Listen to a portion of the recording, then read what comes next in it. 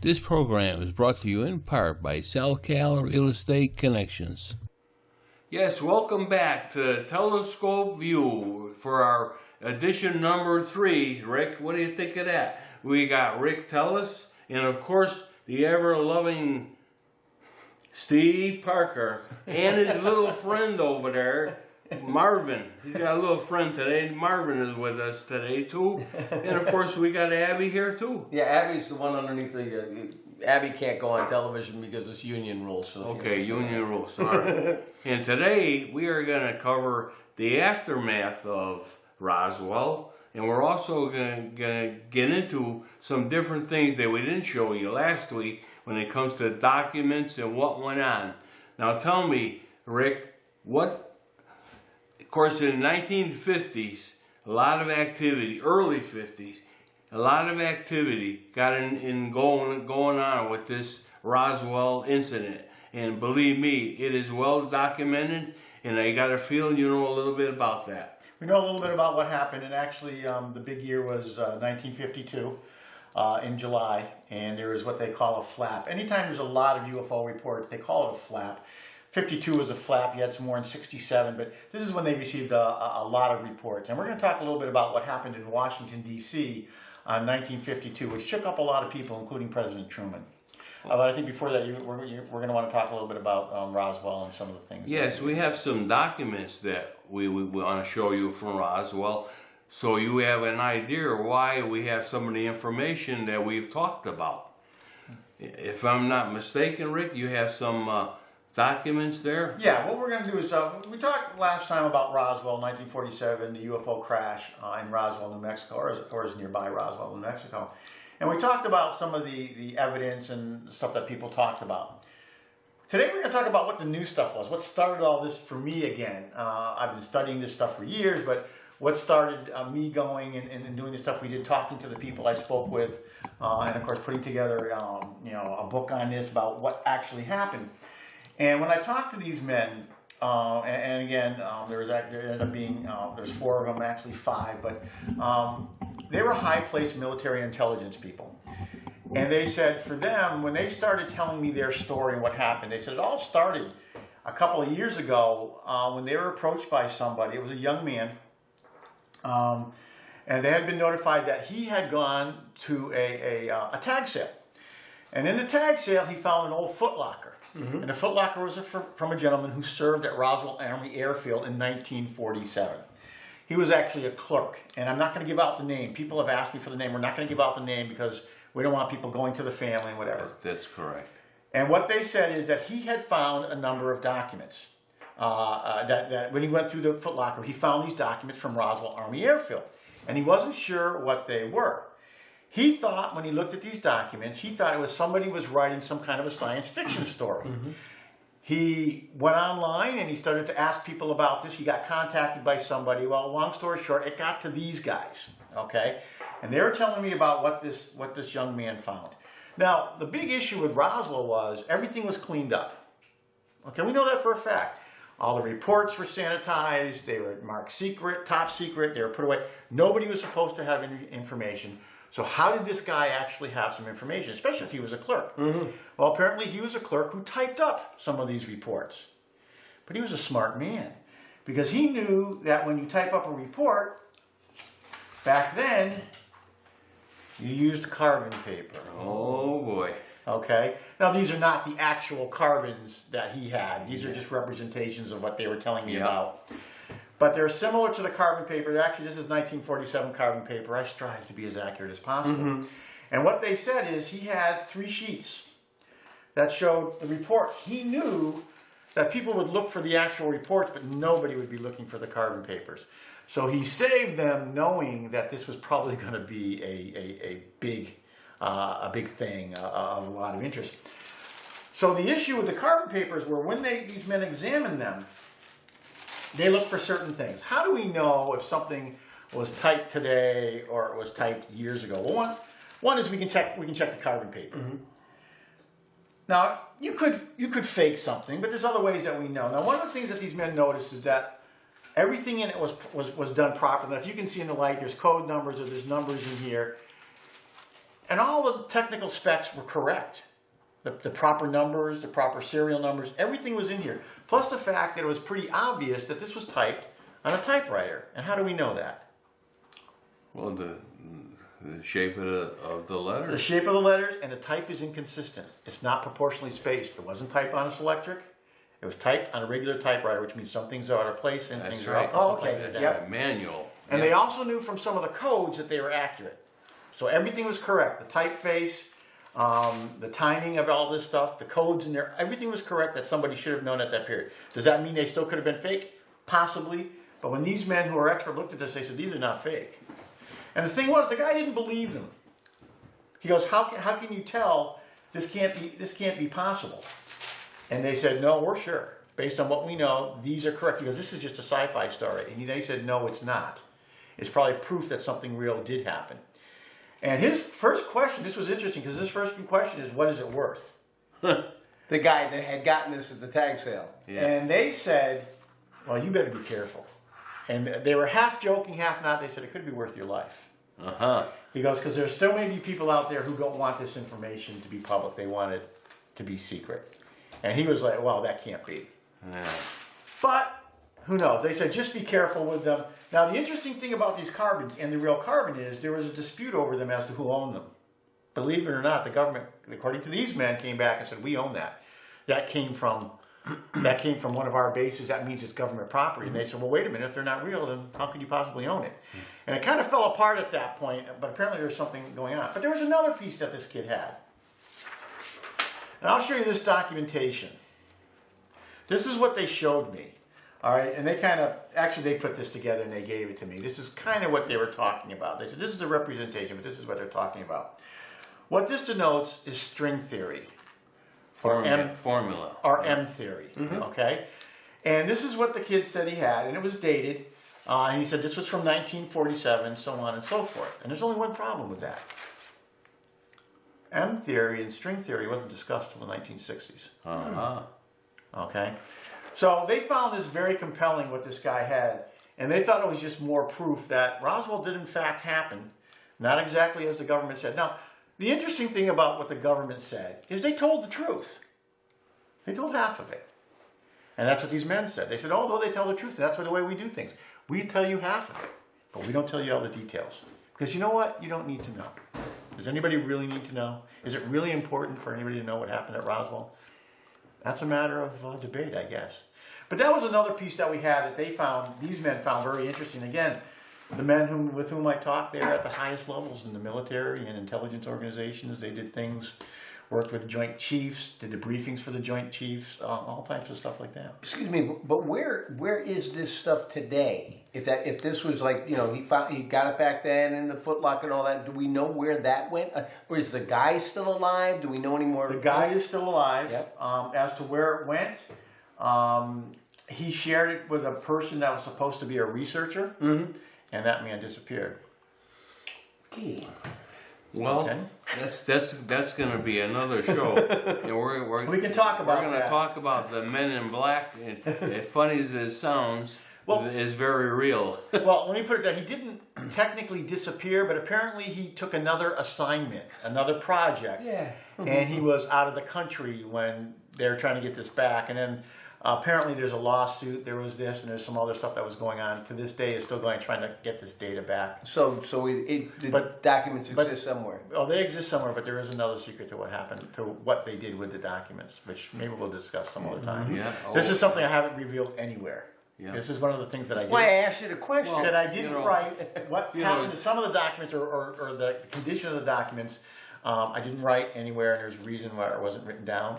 Just like there was a reason why the code name or the key, we call it a code name. It's actually called a key control name that we use for the Roswell. I've never revealed because that's how I know when I'm speaking to somebody if they actually know what's going on here. If they know that code name, then I probably know they've been involved.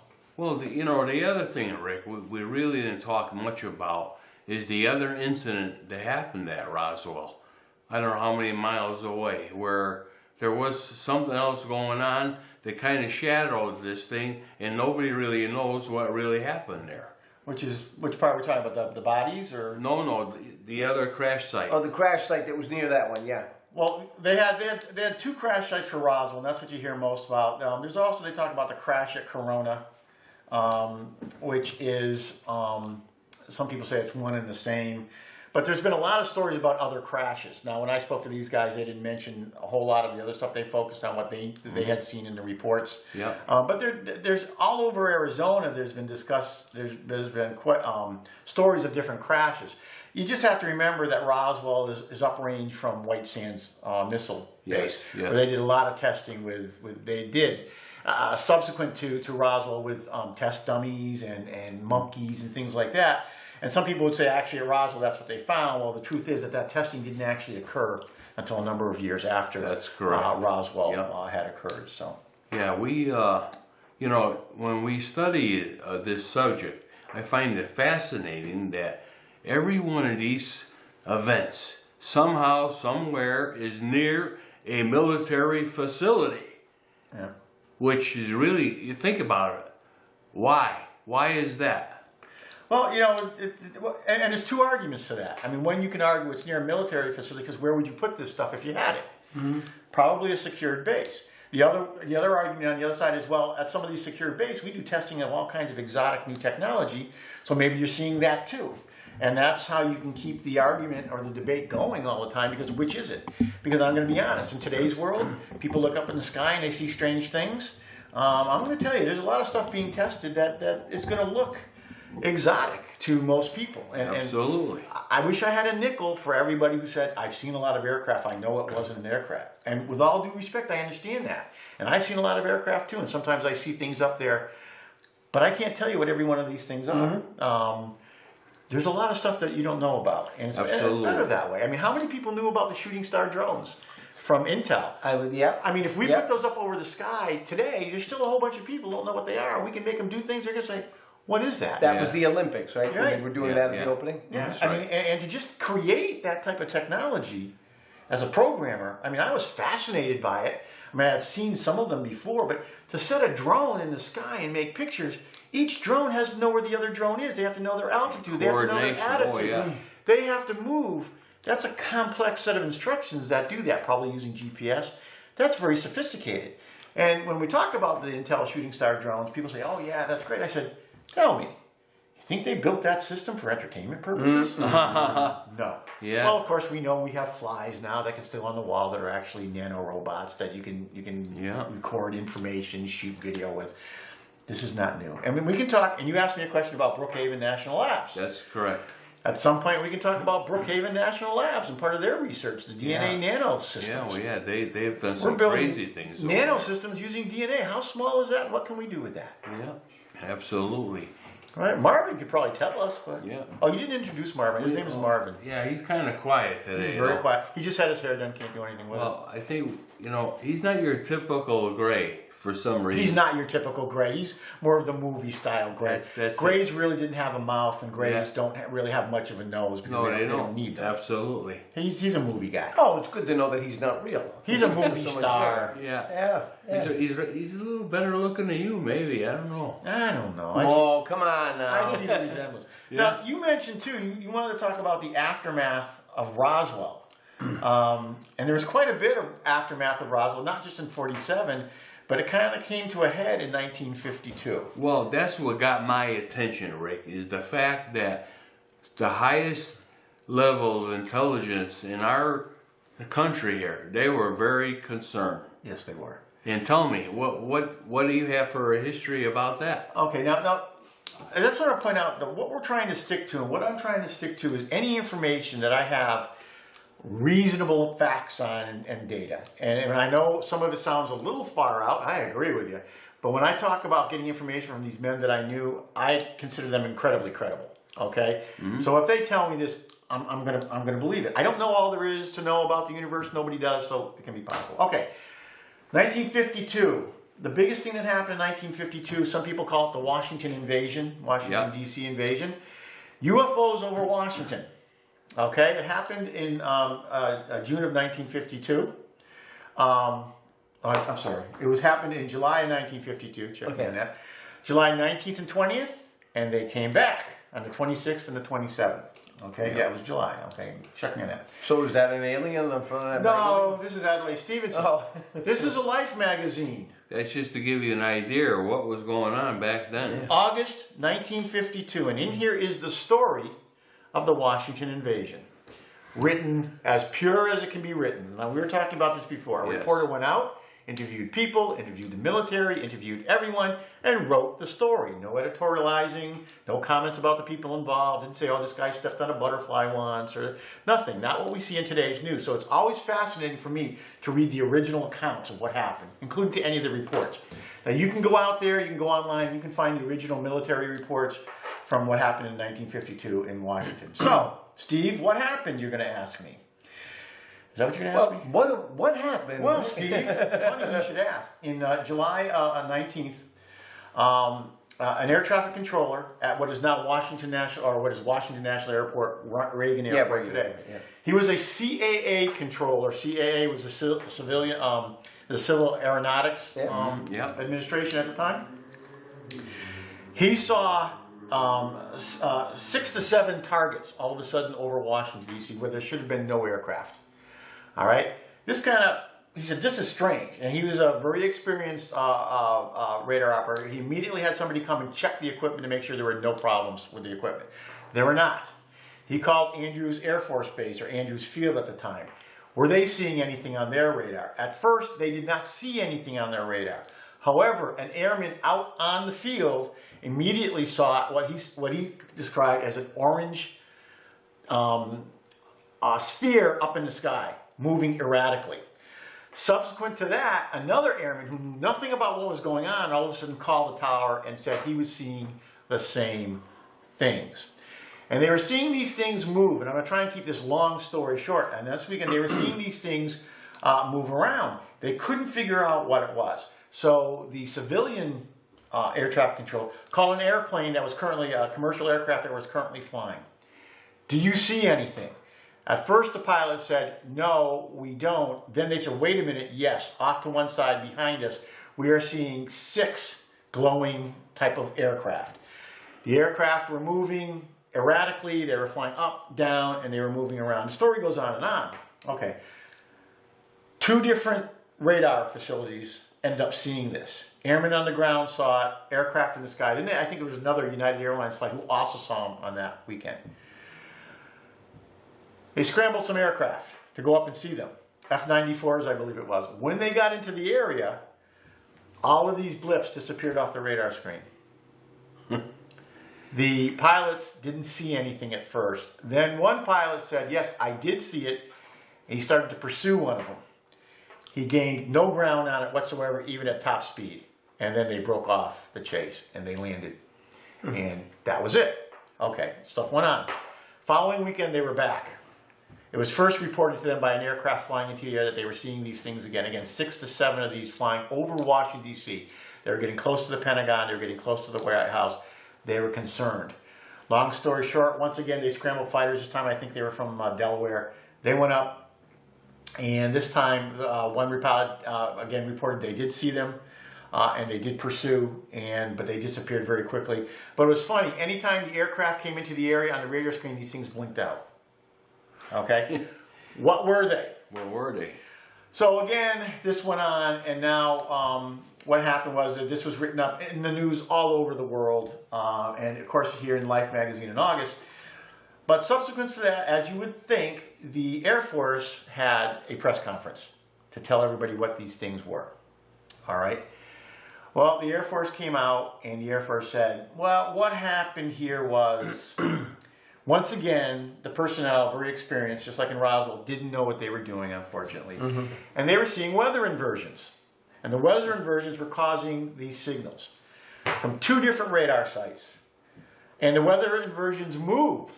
According to some of the radar people, at one point they were watching these inversions move at about 130 miles an hour, just kind of floating.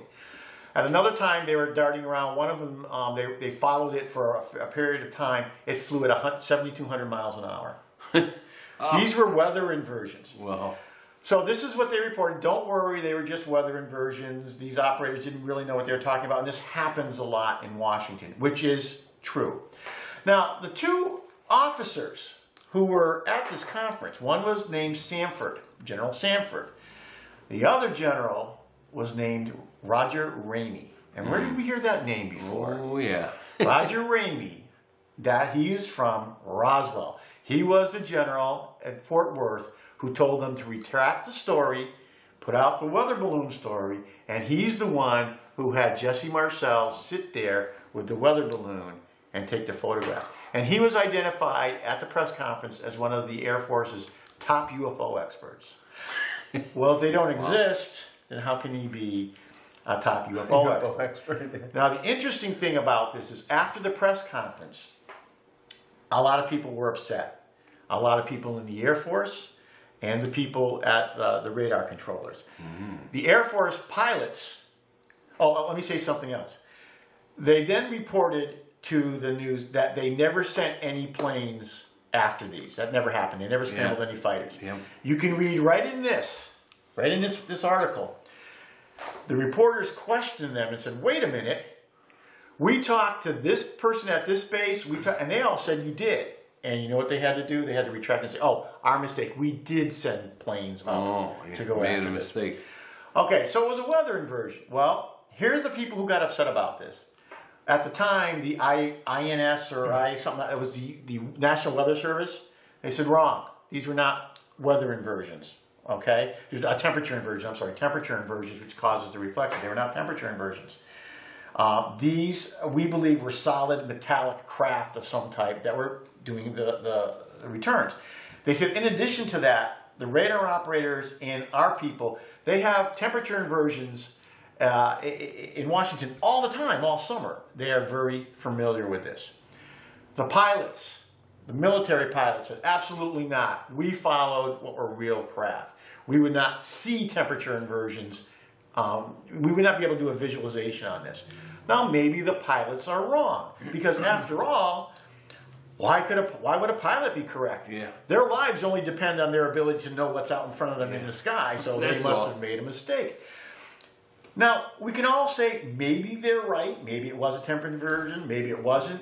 The pilots, the airline pilots, the stewardess, and some of the passengers on these planes all said, no, we saw things out there. Maybe they're wrong, maybe they're not. But the reality here is it seems that the evidence doesn't match somehow and doesn't seem to match the credibility of these people. So what happened? Well, Truman was concerned. He brought in the CIA director. The President of the United States was very concerned. And they created a thing called the Robertson panel, a physicist by the name of Robertson. And he went through it, and when they got done, they said, oh, don't worry about it. Not a problem. Probably a temperature inversion, which nobody bought at the time. But the idea was to calm the American public and to not give our enemies an idea that if they were to start flooding the country with phone calls about UFOs, that would take up too much of our attention. So in the end, the flap of 52, although the Air Force said temperature inversion and they said identify as temperature inversion, if you speak to the men I spoke to, they said absolutely not. Yeah. The classified files marked top secret that we're going to see and only a handful of people ever see say absolutely not. The Air Force continued to be concerned, and that's why the CIA got involved, which they never were involved, and they got involved in studying all this in the period since then. Well, as usual, Rick, when you're having fun, time flies. It does. And it literally does fly when we're doing this show. Every time we talk, we think about other things we're going to get into, because this is getting more and more interesting, I have to admit. And you're absolutely right. The aftermath of Roswell was just beyond belief. And our next episode, we're going to get into some of the very interesting things that happened that they claim go back to Roswell, why we are at the technology we are at today. But I want to say thank everybody for watching, and of course we have Marvin with us today, and we want to say hello, and you better get yourself a comfortable chair, because next week we're going to get into an even better episode. And I don't know, Steve. I don't think he looks like you. I thought he did it originally. He's got a ton of frequent flyer miles. Yeah, he does. Okay, thank you, and tune in again next week on our special program, The Telescope View. Please email us with your questions at viewshow@aol.com. We look to hear from you. Thank you. We want to thank Nutmeg TV for all their help and support for making this show possible, and our crew with cameraman Bill Majak and, of course, the host of the show.